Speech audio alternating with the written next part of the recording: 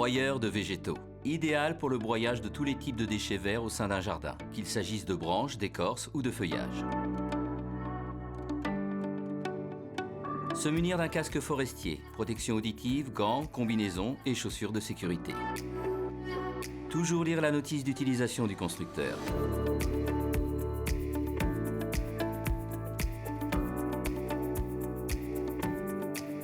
Installer la machine sur un sol stable, inclinaison maximum 10 degrés. Ne pas travailler en déséquilibre. Avant de commencer, trier la matière à broyer. Ne pas introduire de corps étrangers comme du métal, pierre, plastique, cordes, etc. Ne pas broyer de branches de plus de 55 mm de diamètre ou des branches gelées. Placez une bâche au sol, à l'arrière de la machine, pour faciliter le ramassage des copeaux. Vérifiez le niveau d'huile moteur à l'aide de la jauge.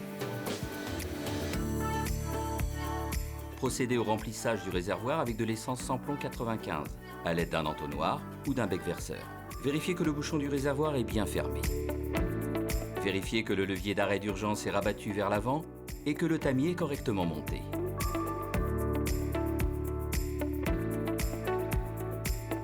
Placez le robinet d'essence sur On, mettre l'interrupteur du moteur sur On, mettre la tirette du starter sur la position de fermeture.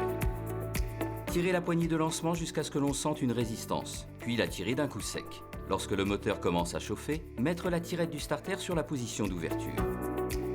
Introduire les branches et morceaux de bois dans l'entonnoir, en les tenant pour éviter qu'ils ne s'engouffrent trop rapidement au risque de bloquer la machine. Alternez feuilles et branches pour éviter de boucher les pores du tamis. Avant d'éteindre, attendre l'évacuation complète des déchets de coupe. Puis, baissez le levier des gaz pour ralentir le régime moteur et placez l'interrupteur sur Off pour éteindre le moteur.